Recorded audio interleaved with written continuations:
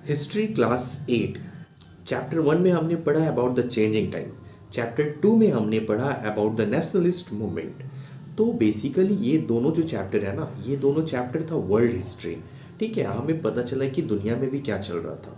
ठीक है, अब आपने जो क्लास 7 में पढ़ा था अबाउट द दिल्ली सल्तनत, मुगल अम्पायर, ठीक है, बहुत सारे आपने राजाओं के बारे में पढ़ा था क्लास 7 में, आई होप सो पढ़े होंगे।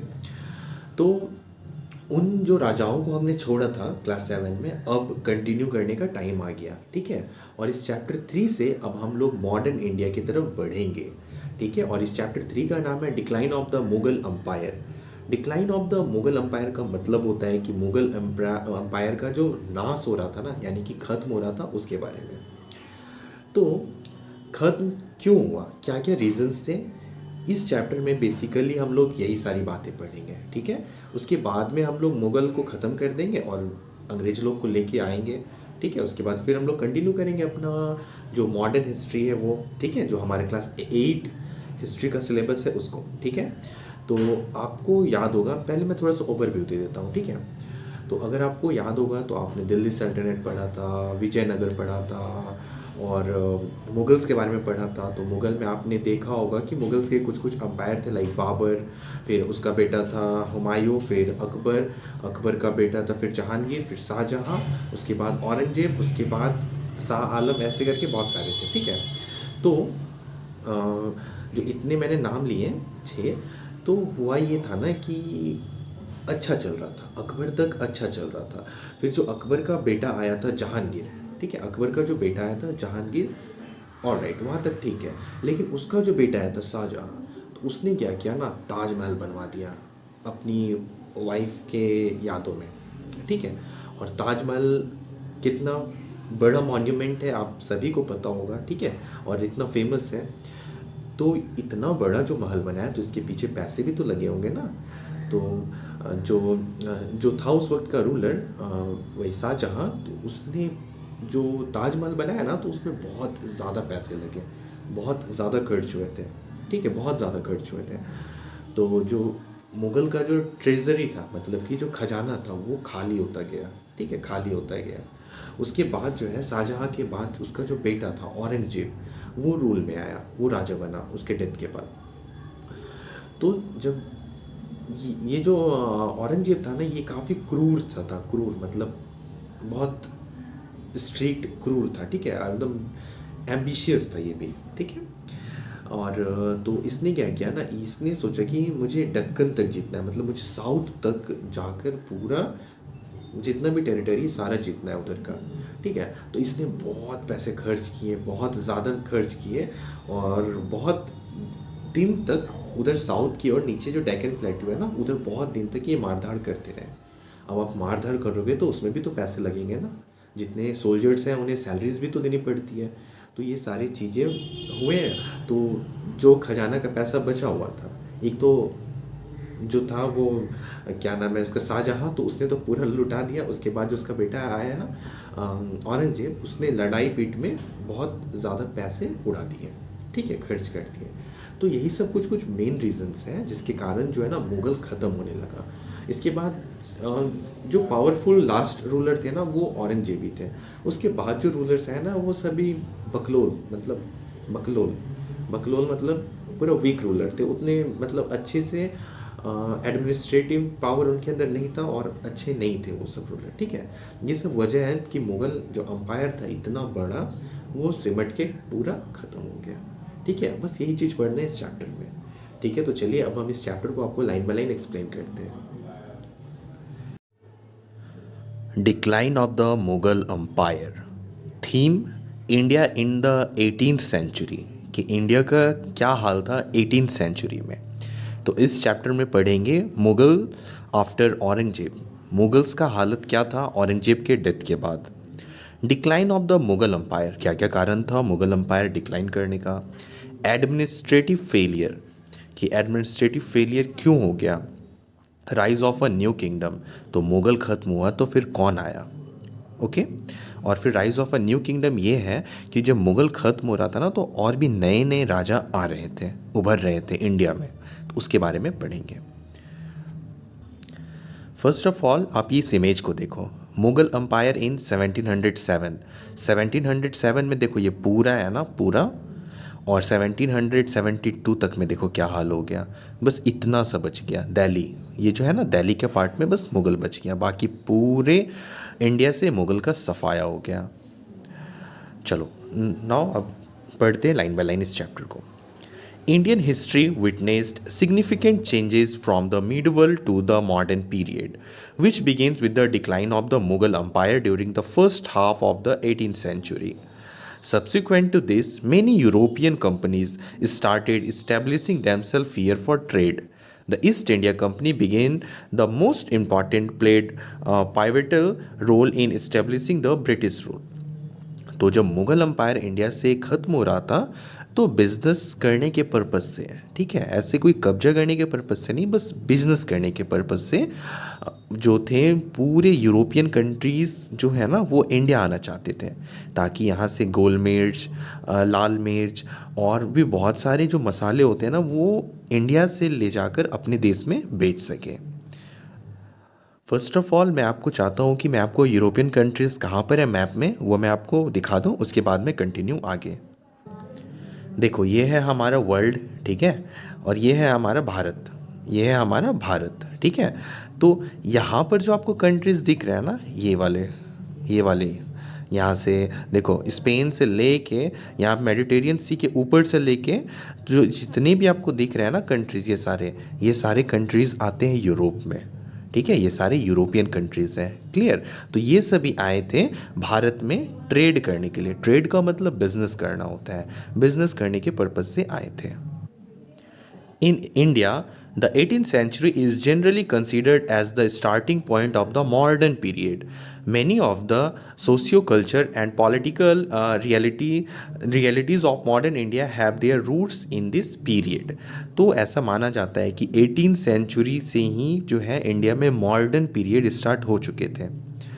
अब हम देखते हैं यहाँ से हमारा चैप्टर स्टार्ट होता है। डिक्लाइन ऑफ द मुग़ल जो है ना चैप्टर वो यहाँ से स्टार्ट होता है। तो मुग़ल आफ्टर औरंगजेब, कि मुग़ल्स का क्या हाल था औरंगजेब के डेथ के बाद। By the end of Aurangzeb's long reign of 50 years, 50 साल तक इसने शासन किया था। Many regional kingdoms begin to resist Mughal control. तो जो रीजनल कुछ किंगडम थे ना तो वो नहीं चाहते थे कि वो मुग़ल के अंडर में रहें, तो वो उसका प्रोटेस्ट करते थे कि नहीं रहना है हमें। Moreover by 1707 the sheer extent of the empire and inadequate system of communication had made it difficult to keep the empire together. अब देखो यार, देखो जैसे कि मुग़ल कहाँ पे, यहाँ मुग़ल तो यहाँ पे दिल्ली में बैठा हुआ है ना, और इसका यहाँ तक पूरा इतना जहाँ तक ग्रीन दिख रहा है ना आपको, वहाँ तक फैला हुआ है इसका अम्पायर। और उस वक्त ना तो कोई फ़ोन होता था ना ही कुछ होता था, तो इतना बड़ा जो अम्पायर फैल गया तो यहाँ से यहाँ तक कम्युनिकेट कैसे करेगा, है ना। तो कम्युनिकेट नहीं कर पाता था ना, तो कंट्रोल करने में बहुत दिक्कत होती थी। The Mansabdari system had become hereditary. The province governors became quite powerful and were waiting for an opportunity to break away from the central authority. First of all मैं आपको मनसबदारी का मतलब बताता हूँ। देखो अब जैसे ये है औरंगजेब, ठीक है, तो ये औरंगजेब हैं तो ये तो अपना दिल्ली में बैठे हुए हैं ना, पर इसका जो मान लो कि ये देखो जैसे यहाँ पे तो ये दिल्ली में बैठे हुए हैं, पर नीचे अगर इसको रूल करना हुआ तो ये यहाँ से तो नहीं ना कर सकते हैं, तो यहाँ पर ये ना एक मनसबदार रखते थे, ठीक है, और उस मनसबदार को बोलते थे कि तुम इस जगह पर रहो, जितने भी टैक्स उठते हैं, जितने भी पैसे होते हैं, तुम पैसा कलेक्ट करो और हमको दो, और हम तुम्हें सैलरी देंगे और हम तुमको प्रोटेक्शन देंगे, जो भी है आर्मी है, सोल्जर्स है, सभी हम तुमको प्रोवाइड करेंगे, ठीक है, बस तुम इस जगह का ख्याल रखना और यहाँ से तुम हमको टैक्स देते जाना, जो भी है महीने में या साल में। तो उसी को बोलते थे मनसबदार। जो यहाँ पे ये सब का जो देख रेख करता था ना वो मनसबदार कहलाते थे। तो कई बार अक्सर ये होता था ना कि मनसबदार जो है ना, जब वो बहुत उसके पास टैक्स कलेक्ट हो जाता था ना तो वो देते ही नहीं थे यहाँ पे, ठीक है, और जब वो खुद पावरफुल हो जाते थे मनसबदार ना, तो खुद को ना एक इंडिपेंडेंट राज्य घोषित कर लेते थे और बोलते थे राजा को कि हम आपके अधीन नहीं रहेंगे, ठीक है, हम अब अपना इंडिपेंडेंट है।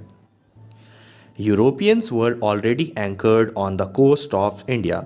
तो यूरोपियंस जो हैं वो अपना एंकर्ड मतलब होता है नाव, मतलब अपने शिप को रोक चुके थे, मतलब आ चुके थे इंडिया में। Coast on the coast of India मतलब जितने भी समुद्र के किनारे शहर है ना वहाँ आ चुके थे। मतलब कि बिजनेस करने के पर्पज से, नो डर्टी बिजनेस मतलब कि कब्जे करने के मकसद से नहीं, बस बिजनेस करने के लिए स्टार्टिंग में।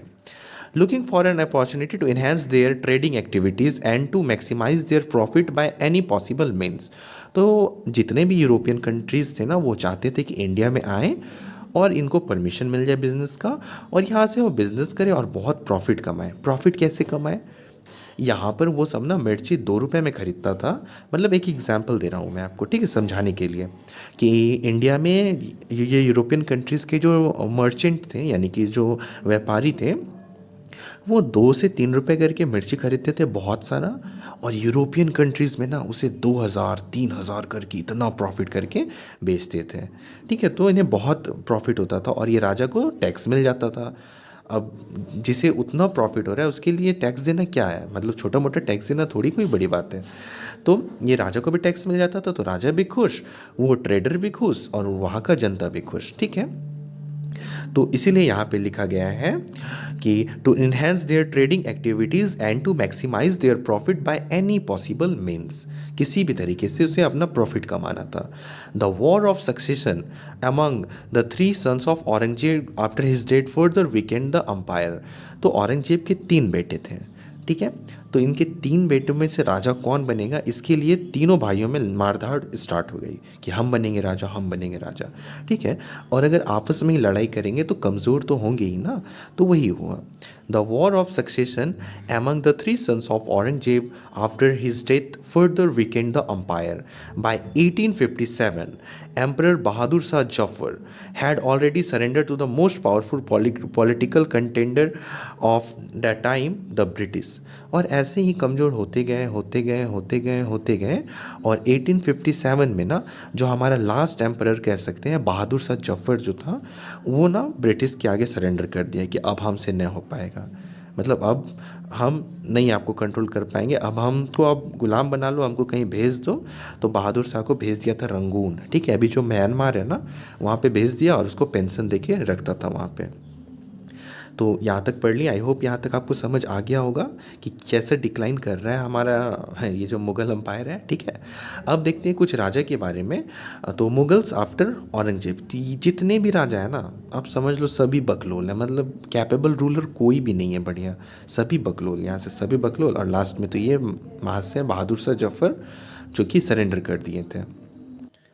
So first one is Bahadur Shah first. ठीक है, बहादुर शाह फर्स्ट, बहादुर शाह फर्स्ट जो था ना वो औरंगजेब का तीसरा बेटा था। ठीक है, और ये बाद में राजा बना था। तो ही वॉज औरंगजेब थर्ड सन, तीसरा बेटा, हु केम टू थ्रोन, और वो राजगद्दी में बैठा in 1707 at the ripe age of 64। जब बुढ़ा गया ये तभी जाके वहाँ गद्दी में बैठा तो सोच लो कि क्या हालत हुआ होगा देश का उस वक्त। फिर आया Jahandar Shah, he succeeded Bahadur Shah in 1712। ठीक है, इसके बाद आया 1712 में Jahandar Shah, but manage to rule only for a year, 1 साल तक ही ये रूल कर पाया। He was deposed by his nephew Farrukhsiyar. उसके बाद इसका जो भतीजा था फर्रुखसियर, उसको भगा दिया, निकाल दिया, हटिए अब हम बैठेंगे गद्दी में। फिर आया Farrukhsiyar, Farrukhsiyar he came to the throne with the help of the Sayyid brothers. ठीक है, तो ये फर्रुखसियर को उकसाया था सैयद ब्रदर। ठीक है, सैयद ब्रदर बोला कि तुम आगे बढ़ो ना, हम है ना, फिर जहानदार शाह को हम हटा देंगे राजगद्दी से। तो जहानदार शाह को तो हटाया फर्रुखसियर, ठीक है, और फर्रुखसियर को बैठाया कौन था राजगद्दी में, तो he came to the throne with the help of the Sayyid brother. Sayyid brother के मदद से ये राजगद्दी पे बैठा था। सैयद ब्रदर कौन थे? 2 powerful ministers, but when he tried to free himself from their influence they killed him in 1719। ठीक है, तो अभी तो हमने इस हिस्ट्री पढ़ना स्टार्ट ही किया ना, हम लोग जब आगे जब देखेंगे ना बैटल ऑफ प्लासी, फिर बैटल ऑफ बक्सर, तो हम एक चीज़ देखेंगे कि राजा बनाने के लिए ना अंग्रेज ना उकसाता था। ठीक है, मतलब जो मुगल्स जो थे ना नवाब, उनको फिर जब नवाब बन जाता था ना नवाब, तो वो अंग्रेज का बात मानने से इनकार कर देता था, तो अंग्रेज ना उनको मार देते थे। तो ये वही हुआ फर्रुखसियर के साथ भी। फर्रुखसियर तो इस सैयद ब्रदर के मदद से राजा तो बन गया। अब कोई इसको राजा बनाया तो ऐसे फ्री में तो नहीं ना बना देगा, तो वो सब जैसा जैसा बोलता था करने के लिए वैसा वैसा नहीं करते थे फर्रुखसियर। तो इन दोनों ब्रदर मिल के ना फर्रुखसियर को ही मार दिया। They killed him in 1719। फिर आता है Mohammad Shah. This 18-year-old grandson of Bahadur Shah first. देखो ये बहादुर शाह फर्स्ट का ये पोता है, ठीक है, इसका नाम है Mohammad Shah. I was raised to the throne by the Sayyid brother in 1719। फिर जब फर्रुखसियर को हटाया ना तो फिर इसको बैठाया मोहम्मद शाह को, कौन, सैयद ब्रदर्स। फिर आया आलमगीर सेकेंड। तो during his rule the English East India Company established a foothold in Bengal in 1757 by defeating Sirajuddaulah the nawab of Bengal. तो जब इंडिया में अंग्रेज अपना फुट एकदम इस्टेब्लिश कर लिया था, मतलब कि पॉलिटिकल जो है ना कैप्चर कर लिया था पूरे तरीके से बंगाल में, तो उस वक्त ना ये दिल्ली के राजा थे आलमगीर सेकेंड, समझ गए। उसके बाद आता है शाह आलम सेकेंड। तो he came to the throne in 1759, ये राजा बना 1759 में, एंड अनसक्सेसफुली टाइड to oppose the English East India Company which had already begun fortifying the 3 cities of Bombay, Madras and Calcutta. तो ये जब दिल्ली में बैठा हुआ था ना शाह आलम सेकेंड, तो अंग्रेज उस टाइम बहुत अच्छे से भारत में घुस चुके थे, मतलब कि पॉलिटिकल अपना पकड़ बना चुके थे और बहुत अच्छे से फोर्टिफाइंग मतलब कि घेराबंदी कर लिए थे। बॉम्बे में कंट्रोल था अंग्रेज़ों का, मद्रास में था और कलकत्ता में था। फिर आया अकबर सेकेंड, ठीक है, अकबर नहीं है, अकबर सेकेंड है। He ascended the throne in 1806 but could not receive the lost glory of the Mughal Empire and remained a British prisoner।